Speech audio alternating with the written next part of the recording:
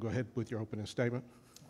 Well, first of all, obviously a lot of credit to Georgia. I thought obviously they made the plays that they needed to make. A lot of credit to Coach Smart, got his team ready to play.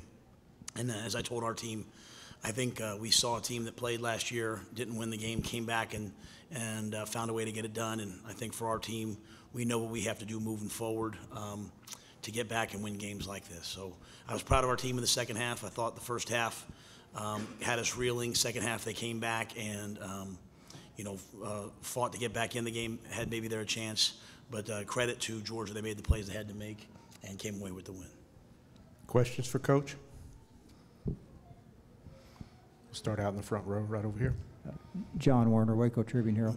Matt Pickens, their receiver, he had a huge first half. Any reason he was getting open so much, or did you expect him to go to him that much? Yeah, he's good. I mean, and I mean that with respect towards him. They got us on the flea flicker or tight play where everyone, because we were playing great defense, and ran the flea flicker tight play there. Or, I'm not sure exactly how they did it, but hard play action, got behind us. Great play to run them down. I think that spooked us out of some of our stuff. Gave him some free access plays. But I thought he made some great plays. 3rd and 1, man covers. They threw it up. He made the play.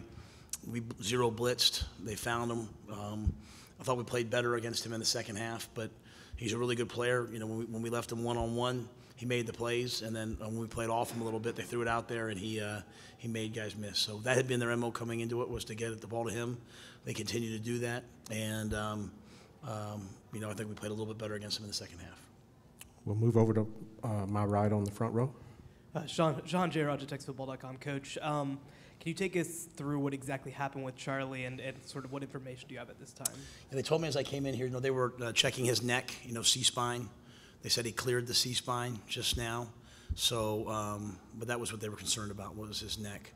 So it didn't exhibit any head symptoms. I'm sure they'll continue to monitor him, though, after this throughout the night just to make sure. But there was some concern about his neck, and took him off and cleared him from that. Back over on the left side. Bryce Cherry, Waco Trib. Matt, it's kind of, you mentioned what you have to do to get better, to get back and win a game like this. There's kind of two things here. I mean, this game and then the season. Are you able, obviously you wanted to play better tonight, but are you able to still look at this season as, progress and all that? I told these guys, I'm just so grateful for what they've done. I know tonight hurts. I know it's painful for our guys, but they can't let that deter what they've done this season. As I told them, we were picked, not to even be here. So we're here now. We weren't quite able to, we got to the championship game, we got to the Sugar Bowl, and we just quite weren't able to get over the hump, And so I think all of us were a little frustrated at halftime with the way we played in the first half.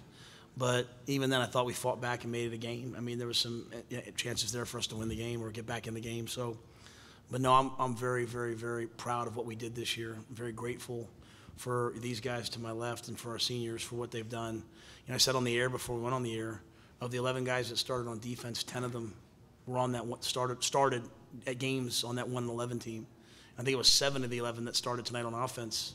Or if Solomon started, I can't remember how he started, but you get what I'm saying. Started that it wasn't like we brought in 5 grad transfers and redid the whole team. These guys have grinded and worked. And so we jumped from 1 to 7 the first year, we went from 7 to 11, and we lost 3 games, And so I told our guys, we're 11-3. We know what we have to do, and we have to be able to protect the quarterback better. We have to be able to run the ball. We didn't take the ball away tonight, So there's things to work on, but that's just growth. Over on the right side towards the back. Yeah, Coach Rhule, Max Olson from The Athletic. In a game like this against a team that's that talented, did you find tonight that just the margin for error is really small? Yeah, I think I think I said to them at halftime, we moved the ball when we jumped up and caught it. We had lots of chances tonight to make plays on the ball. And when we, some of the catches Denzel made on that one drive were fantastic, and we scored. A couple other times it was just off our fingertips, or we're kind of laying out. So they don't give you anything free. Other than LSU, no one scored more than 20 points on them. we had a nice drive, like I think the second drive, and then we threw that pick where I can't put that on Charlie. It hits the tailback of the hands. So I really, really, really regret my decision to go for it on the 4th down, crossing the 50. I thought that was a obviously bad coaching move by me because it just quickly led to points on their end. So that goes on me. And so you just can't make, bad decisions like that. And even on that drive, it's like, again, it's a drop ball here, it's a drop ball there. It's, we kind of hit a run and can't quite make it. It's a missed tackle. But, again, I thought our defense probably was out there too much in the first half because we couldn't convert. But they're talented. They're a really good team. And I thought as we got comfortable in the second half, like we had no sacks in the first half. Don't even think we hit the quarterback. Then a couple sacks in the second half. So we certainly didn't pack it in. We certainly came back and fought. But, yeah, I think you have to just make a couple more plays to be able to be in that game. Stay over on the right side, right in the white shirt. David Smoke, ESPN Central Texas. I know the game just ended. So did the season. What will you remember? What's the legacy of this team? Oh, that they stood here and rebuilt. When I took the job, I remember my press conference. I said we're just going to start building. I didn't say I'm going to start building. I said we're going to start building. And so, that's Dr. Livingstone, that's Mac, that's me, that's Jeremiah, it's our coaching staff. But really, it's the players. And so, to me, the legacy is the guys I said that started tonight, that started in 2017. They've gotten so much better. When the game was over, usually I go around and find the other team, tell guys, hey, I told a bunch of our guys, man, what an honor it's been to coach you. These two guys right here, what an honor it's been to coach them. And so, no one on our team spoke. Not one young guy on our team doesn't know what it means to work because of these guys. And Chris Miller went down, they said MCL. Like, I'm sitting there saying, you're done for the day. He said, I'm finishing the game. Ravion, has knee surgery after the Big 12 championship he plays. These guys played 1,000 reps. So they've rebuilt and got us to this point. But more importantly, they also set the example for what we have to do moving forward. We'll stay on the right side in the front row. Coach Andrew Miner with 24/7 Sports. When Charlie went down, there was a lot of outpouring on social media of support and prayers for him, so I'm glad that he at least cleared that first set. But to build upon Smoke's comment, how would you define or summarize his contributions to this team and his legacy up to this point to get you guys here of who he is? Nah, Charlie's just a competitor. He's a winner. He's tough. But he's just one of the guys too, man. He's just a great guy. He can win all awards and never makes it about him. He's just he's a great teammate. And I think what'll be really cool is now with these guys gone, he'll have to step up and truly take on a leadership role. And I think we'll really see him flourish. It's scary when the guy, they're holding his head and all that, and he's laying there to stabilize his neck, and he's sitting there yelling at them to let go of him, let him go back in the game. He's just that kind of guy. But yeah, he's just a great player whose best football is ahead of him. We have to become better on offense quickly, and I think just by protecting him where he can stay upright is a major thing. Once again on the right side, second row. Drake Tolt, Baylor Lariat Student Media. Jordan, obviously the defense was improved in the second half, had a different spark. What was the message at halftime that brought you guys up? I feel like when we went out there, we weren't having fun. Like the first half, we weren't having as much fun as we should have. Like, we should enjoy it. Like, we're here, we worked so hard to be here, and we play good defense when we have fun. And I feel like that energy just resonates with the whole team. So the whole message was, don't worry about it, just work. Just keep going hard, have fun. Enjoy this last time with your brothers. Over on the left in the front row.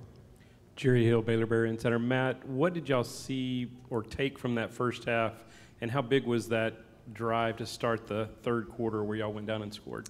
Yeah, I think we got behind them a couple times and didn't, or we had a pass interference on one. We didn't connect on the other, which obviously I lost a little bit, because I felt like we were grabbed. But we were getting behind them, and so we kind of thought we weren't going to be able to do that with the way they're structured. But Denzel and Taekwon were winning, and so that was kind of our message. Was like, hey, let's go throw it deep, and let's see what happens. And so that was the main thing. And then, kind of what I said earlier, like, throw it up and go make a play. Let's go make some plays. Man, we have good players. And because, as kind of Max said, like, we'd hit a play, we'd get 8 yards, we'd be second and 2, we wouldn't get it, So And I thought, it's like kind of like the tail of our season. When we get a little bit of momentum going, we become pretty good. And it certainly happened on that drive and maybe one or two others. We have time for one more question in the front row. Coach, it's kind of been a recurring theme that Charlie's gotten hit really bad all season. What do you guys need to do you think, to kind of keep him healthy? And how do you kind of keep him on the field long term? Well, that play I wouldn't put on his teammates, right? He runs the ball 8 yards down the field. He's always going to run. That's who he is, right? And he gets hit with a penalty hit, out of bounds. I can't see the hit. I don't know if it really was because I heard the fans booing about the call. But so I do think we have to get better up front. And it's not new players. They have to take another step. Just like our defense took a step. We went out there tonight. We started a redshirt freshman, a true junior, a redshirt sophomore, and a true sophomore. And so those guys have to grow up and spend another year in the weight room. And they've got to get big and strong.